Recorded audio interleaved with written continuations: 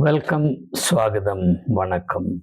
In this video, we examine one of the most widely misunderstood concepts in Christendom, namely God's work. Just as God is widely misunderstood, so also what is presumed to be God's work, to support which people are required to contribute generously, sacrificially, is also grievously mistaken or deliberately misrepresented in order to generate more and more income for the so-called doers of God's work and the repository of God's work, which is the church. As a general principle, let me say this, that wherever the mercenary motive, that's the motive to make money or to ensure material gains, is operative, there necessarily falsehood will be reigning supreme. And I'm sure it is for this reason that Jesus advised his disciples not to entertain any expectation of material rewards. He clearly instructed his disciples, freely you have received, freely give. In other words, do nothing in expectation of rewards or in order to make a profit or in order to make any material gain whatsoever. Entertain no mercenary intention or motive. It's as clear as noonday. Because Jesus was very clear that you cannot do God's work with mercenary interests or mercenary outlook. This much must be clear. So then, let's now re-examine this sort of fetish. Fetish is an irrational idea that is so deeply rooted in our midst. We assume by force of habit that money given to priests, money given to church, money given to support so-called mission work is money given to facilitate God's work. Nobody realizes that there is even a commonsensical contradiction here, leave alone profound spiritual insights. Even by way of common sense, this is a contradiction in terms. By definition, God's work is work done with God's resources. Money is not God's resource. Money is man's resource. Historically, purely, money is a human invention. And the history of money is not very long. You can look up the net and get all kinds of information on this. I do not want to spend my time here to take you back in history and to say something about the invention of money and what that invention has actually meant for the quality of being human. And I use my words advisedly. The quality of being, I'm not talking about quality of day-to-day life in terms of how it is understood in a materialistic culture. It is somehow understood or assumed that the elaboration of the material circumstances of life contributes to human welfare.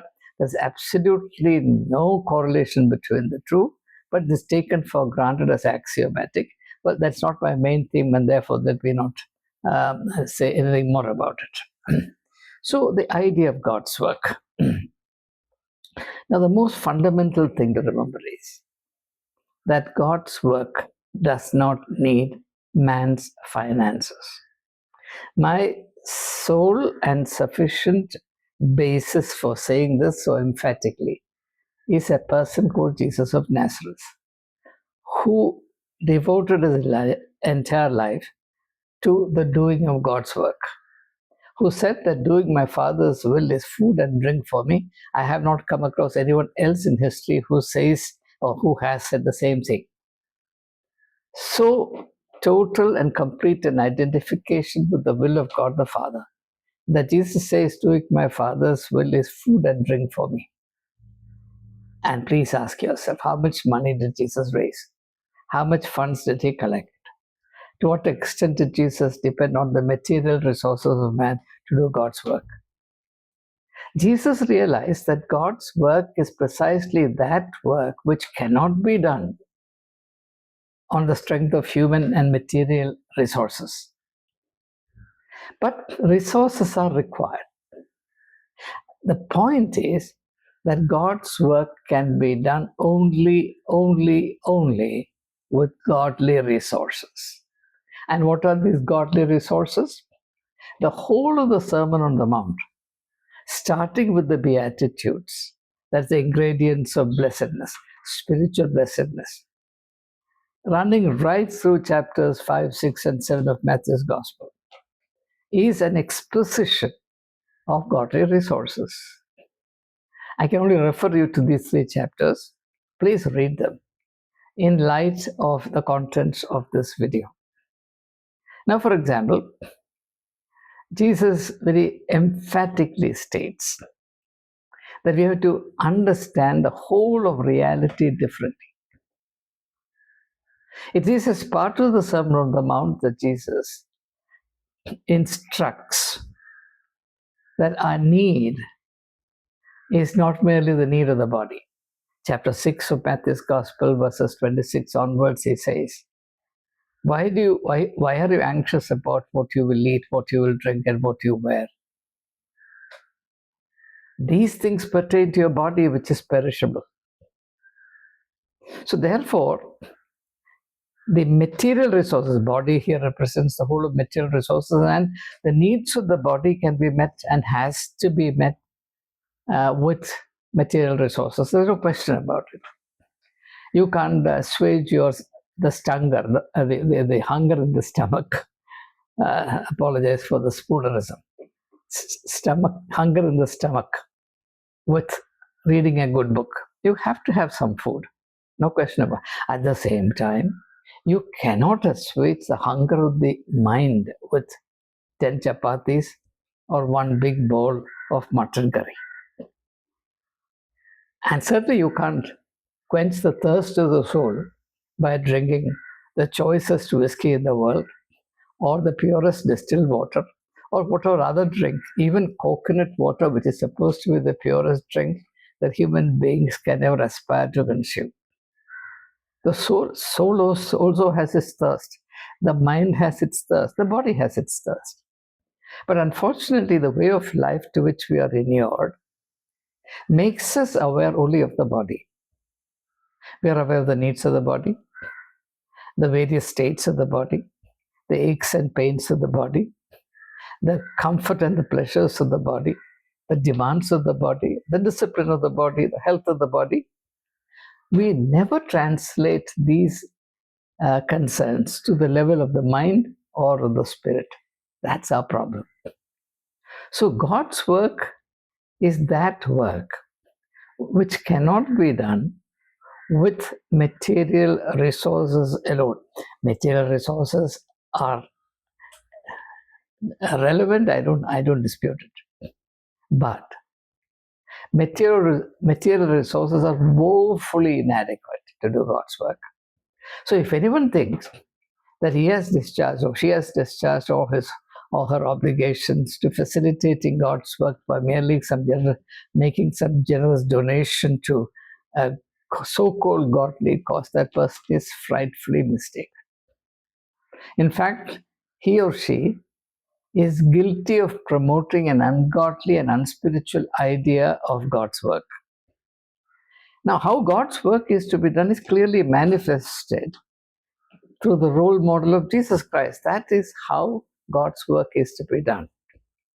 God's work is to be done with the whole of our being. And when we bring the whole of our being to bear on doing God's work, we realize that the relevance of money is very negligible. In fact, money or material needs will take care of themselves, provided the spiritual and mental resources are in place. This has been my experience all through over a half a century. Therefore, I'm totally confirmed in my conviction that if there is something called God's work, surely its hallmark is that it can be and it has to be done without total dependence. I use the word total very advisedly. Without total and exclusive dependence on money, material resources, or material arrangements. That's point number one. Point number two. Just as worldly and material work carries its rewards, God's work also carries its own reward. But that reward is quite different from the reward that you may reap from doing material work. And from experience, from history, from the scriptures, you can easily find out that service rendered in the material context necessarily carries an element of slavery. No matter what position you hold in this world, no matter where you serve, who you serve, the fact of the matter is that there is an element of slavery in it. And if you do not pay that as the necessary tax to be paid to be employed, then you will be miserable in the workplace. I'm saying this from my own experience. The moment you try to stand by your personal dignity, your freedom, your God given freedom, and you refuse to compromise your conscience, your character, and your personal culture, you get into serious trouble. You try it. You try it even once, you realize whether it's within the church, whether it's in the wider world, the outcome is the same thing. So experience has taught me that we have to pay for our employment in this world in the coinage of personal slavery. And if you don't pay that tax, then you'll be a persona non grata in the systems of this world. So the spiritual service that we render, or the partnership that we maintain in God's work, has its own reward, which is quite different from the rewards that the material services that we render might bring. What is that reward? Jesus again provides us the clue to understanding it. In the 6th chapter of Matthew's Gospel, Jesus says there are two kinds of treasures in this world. There's a treasure that is perishable. The thief breaks in and steals it. The moth corrupts it. The rust eats it up. And it is transitory. There is nothing permanent or enduring about it. Then it speaks about another reward, and that is the reward that endures. That is precisely the reward. That treasure is the reward that you get if you do God's work. So whether or not you're doing God's work can be understood from the rewards that you are gathering and accumulating. Now, let's be a little clearer about this treasure that does not perish. What is this imperishable treasure? Clearly, it's the total holistic development of your personality, or what is called wholeness of life.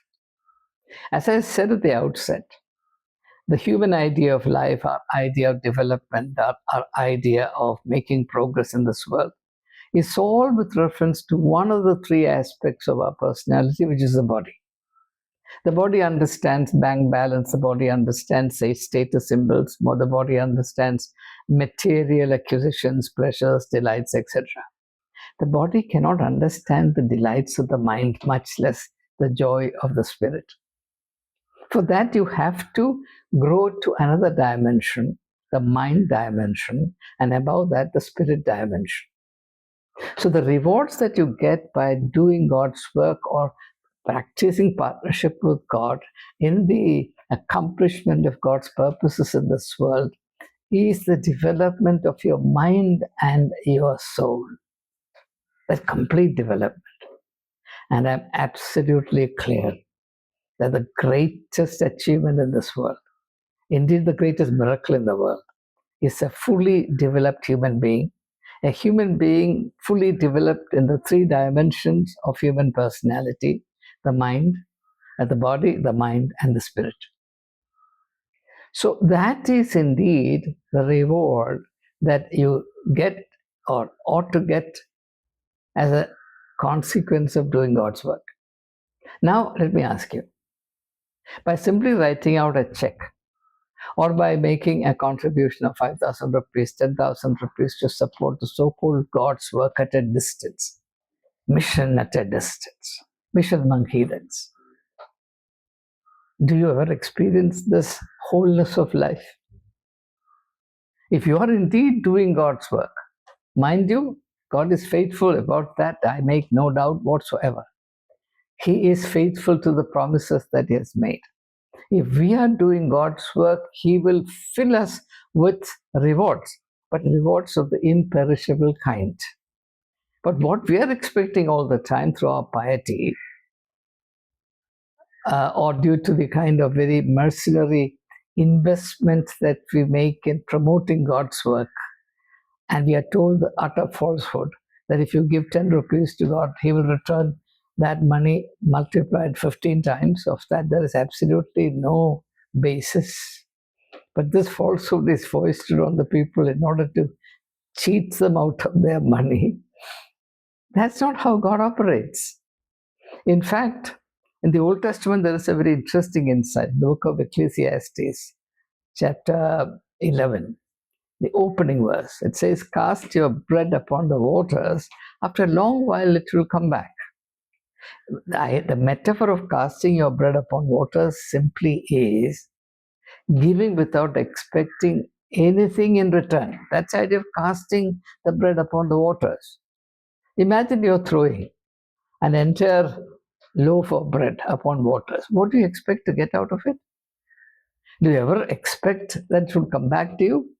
So, giving to God must be in this form of complete giving away without any expectation of material rewards. But the book of Ecclesiastes says, after a long while, it will come back to you. But when it comes back to you, it may not be in the same shape. It will not come back to you as 15 new loaves of bread. It may come back to you as the ability to understand reality differently. It may come back to you as a renewed sense of hope and enthusiasm about life. It may come back to you in the form of a heightened capacity to reach out to people who are languishing in meaninglessness to make a difference for the better in their life. It will come back to you. There's no question about it. Nothing that's given to God is ever wasted. It will come back to you, but not exactly in this kind of 1-to-1 equation or 1-to-50 equation of the same kind. If you give a loaf of bread, it may come back to you as a world of ideas. Who knows? So therefore, the proof that you are indeed doing God's work is that you are filled with God's own reward, which is very different from the materialistic reward. You have to experience it to understand what I'm saying. So, in the light of what I've said, this is a very short presentation. I hope it's sufficiently clear to you that the idea prevalent in our midst, the idea that is dinned into us from our birth onwards, that by giving to the so-called servant of God, by giving to the church, which is supposed to be the body of Christ, you are actually giving to God, is complete nonsense. You are giving to give it by all means, but don't do so assuming that you are doing that, or by doing that you are actually facilitating God's work. I've introduced only two ideas in this video. First, I said God's work is by definition that work which does not need and cannot be done with man's resources. God's work will be done, can be done, and can only be done with God's resources. And human beings are the foremost resources of God. But then, if we are to be useful in the plan and purpose of God, we have to be proper human beings created in the image and likeness of God. That's why Jesus says, you are the salt of the earth, the light of the world. Now, only people of that kind can actually become the resource for God's work. In contrast, it's a very easy option to write out a check or to thrust your hand deep into your pocket and pull out some 500 rupee notes, give it to somebody and say, do God's work with it. That's not God's work, that's Mammon's work. The second idea that I've shared with you is that you can easily find out whether or not you're doing God's work by examining the rewards that you are receiving from time to time. Are these rewards material or are they spiritual? Are they worldly or are they godly? God's rewards are imperishable. And in this context, I refer to Matthew chapter 6, verse 25 to 33. He says, "Seek first the kingdom of God and his righteousness, and all these things shall be added unto you."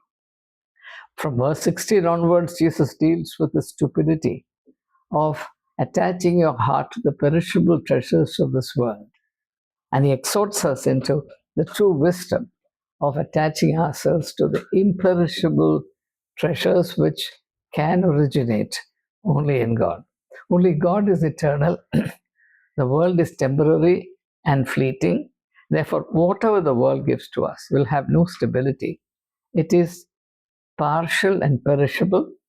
And he who puts his heart, or he who attaches his heart to these things, will have to suffer heartbreaks, because it's like trying to stand on the quicksand.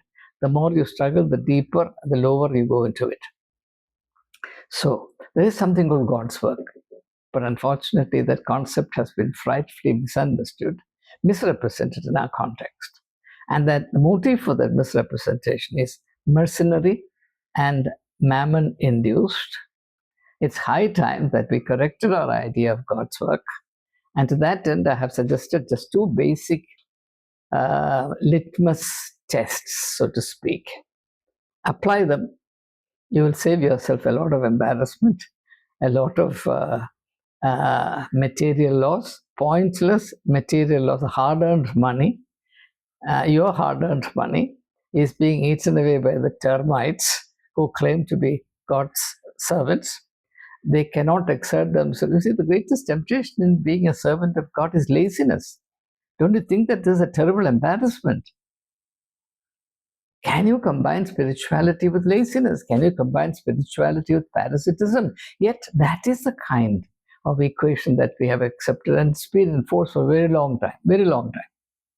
And as Thorstein Veblen, Veblen, in that wonderful book titled The Theory of the Leisure Class, points out, in every society, in every religion, the priestly class has been parasitical.